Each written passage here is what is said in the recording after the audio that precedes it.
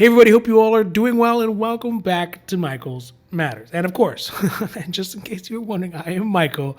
And today, as millions of Americans are starting to feel that pinch of the last of those enhanced food stamps and SNAP benefits that ended last month as the declared public emergency was ended, this last week we finally got an announcement from 26 states that say that they have been approved for the last round of Pandemic EBT or P-EBT 4.0 for school-aged children that will take effect this summer. This means there will be a final round of P-EBT 4.0 benefits sent out in these approved states to help kids to get access to healthy food while they're out of school on vacation. So today, we're going to be talking about those 26 states who have been approved for P-EBT 4.0, when they're going to get the P-EBT benefits paid out, and how much those benefits will be. Now, before we get to it though, if you like these videos, if you find them interesting, if you find them helpful, or hey, what if you at least find them useful, please don't forget to like and subscribe. That way you can get updates when our newest and most informative videos come out. Now, let's get down to the video. So with this list of states, which we're about to do, keep in mind that this is just the approved states so far. Each state had to submit a plan for how they would implement their P-EBT 4.0 benefits distribution for the 2023 summer season. And my feeling is that some of these states, especially the more kind of populous ones, they might need a little bit more time to have either their plans reviewed by the federal government before it's approved, or just to put it together to be able to get it out so it goes out right. So my point to this is that there could actually be more later. These are just the ones that we currently have right now.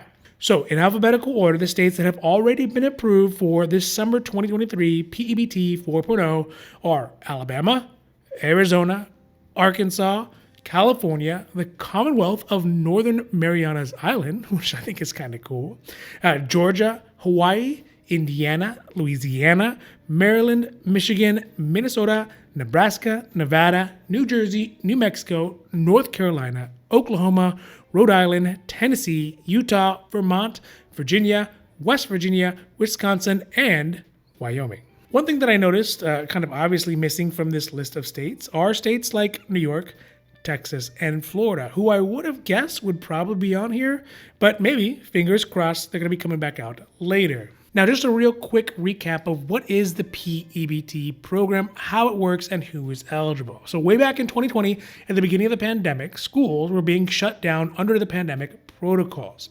This unfortunately left a lot of school-aged children who were low income without additional food that they would usually get during the day at lunch, or sometimes even at breakfast, or maybe even like a snack in the afternoon, depending on the school lunch program that they were in.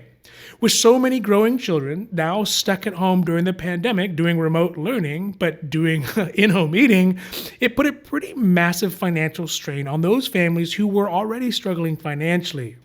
This is what caused the P-EBT program to be invented, because what it did is to help those families to send out EBT cards to those families who had school-aged children to pay for those additional costs of the food and all the things that the children were eating while they were at home and not at school.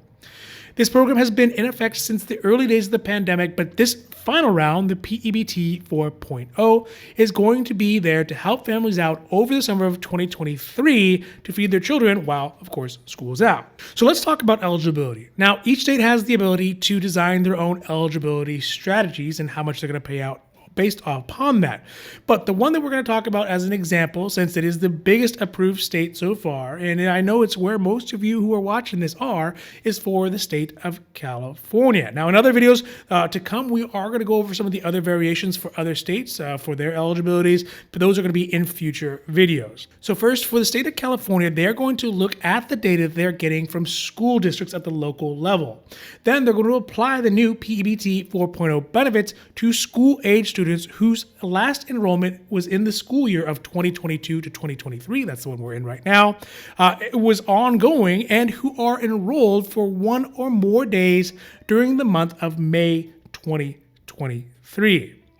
California estimates to pay out about $480 million worth of food benefits to around 4 million school-aged children for the summer period. These benefits will be paid out to school-age students who participate in the National School Lunch Program or school breakfast programs at their schools and receive free or reduced cost lunches. Now, one caveat to all this is children who exited school early or graduated early or transferred to schools that are not participating in the free lunch or free breakfast programs that maybe perhaps are out of state will not be eligible for the summer P-EBT 4.0 benefits. So that is the basic eligibility requirements in California. They had to be school-age children who attended school in 2022 to 2023 school year. They had to participate in free or reduced cost lunch or breakfast programs, and they could not have left school early or moved to a separate state. Now, like I said before, though, this is for the state of California. Other states like Louisiana, they have been approved already, but they will have a very different requirement and a different payout structure for how they will likely be paying out these P-EBT 4.0 benefits over the summer. I know that they were calculating things like how many days somebody worked remotely or the number of days that were partial days and all this kind of complex mixture to figure out how they're going to pay it out. So California is actually going to be one of the easier ones, but we'll go over those other ones again in a future video. So let's talk about how much will get paid out in California for the P-EBT 4.0 cards and when those are going to be sent out to eligible school-age children and those households. So according to California's approved plan for distribution of the $480 million to the 4 million students, each eligible child will receive a brand new P-EBT 4.0 card. So they won't just recharge the old ones like they did previously, like P-EBT 1 and 2. So if the family have those old P-EBT cards, they're not going to be recharged. You're going to get brand new ones. Each family will get one card per child worth of $120 worth of food benefits that are going to be on it. That card will have the name of the eligible child on it as well. And they will get, again, one child per each of the children who are eligible. So if you have multiple children, you should get multiple cards. Now, before in the previous P-EBT distributions, sometimes they did what they would do is put the whole family together and then just put the name of the oldest child on the card and then put all the children's benefits on there. But that is actually not going to happen. Again, it's going to go back to having one card per one child. One really important thing to note is that these P-EBT 4.0 cards will get mailed out to the addresses that the school district has for each of the children. And the cards that are undeliverable are going to be sent back and then deactivated once they get back. Luckily, if you have moved or if the information is not yet updated in the school district and that card is undeliverable and gets sent back, you will have up until September 15th, 2023 to request replacement cards to allow for adequate time for those cards to be delivered before the program ended, because the program is going to end by the end of this year. Lastly, let's talk about when the P-EBT cards will start getting sent out. That's kind of what everyone wants to know after how much they are. So according to the plan, the P-EBT 4.0 benefit cards will start getting sent out on July 16th through August 30th. But the state has a mandate by the federal government to issue all P-EBT 4.0 benefits by September 30th. So there is going to be a little bit of wiggle room, but again, if you don't meet that September 15th deadline, then you might not be there in time to get your card out by September 30th when the program end date happens. Now, just a note about the timeline here, though, although July 16th is the start date for the P-EBT 4.0 cards to get sent out, the school districts will start compiling the eligibility list from school districts starting June 1st through the end of June. Then they're going to use that time from July 1st up until July 16th to verify and prep all the information to be moved over to the P-EBT 4.0 payout system.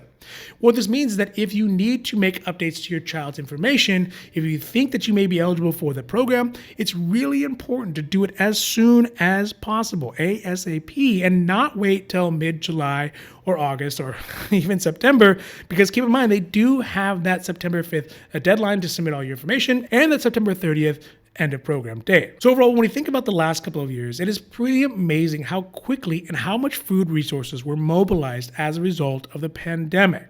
The government organized and implemented programs like P-EBT 1, 2, 3, and 4, and those food benefits for programs like SNAP and food stamps, and even created a new and innovative ways to get more foods into the hands of people who need it. I mean, I guess into the mouths of folks who needed it. But the tragedy to all this now is that even though the pandemic is declared over, programs like SNAP and food stamps and EBT and P-EBT are creeping back to how they were in the bad old days before the pandemic, when the funding for them had been cut short and bureaucratic rules were created to try to limit the amount of types of nutritious foods that people get and even limit the type of people and number of people who could actually get these benefits. With this last distribution of P-EBT 4.0 benefits, it doesn't seem like much of a victory over food insecurity, but rather it just seems like more of a blind return to the ineptitude that was the program before. My hope is that politicians, technocrats, and all those folks who make the decisions about how these programs work will see the real good that these programs have done for our friends and for our neighbors and for our family members and for our children and hey, even for the country. And hopefully they will see that it makes more sense to feed people than not. That seems like a pretty plain truth. And maybe even, if we're lucky, fingers crossed, keep the budgets and resources strong for these food programs. All right, so that's it for today's Michael's Matters, and I really hope that you enjoyed this video, and if you did, if you found it interesting, if you found it helpful, or if you at least found it useful, please don't forget to like and subscribe. That way you can get updates when our newest and most informative videos become available. So for Michael's Matters, I'm Michael, hoping that you take care of yourself, take care of others, and have a happy, healthy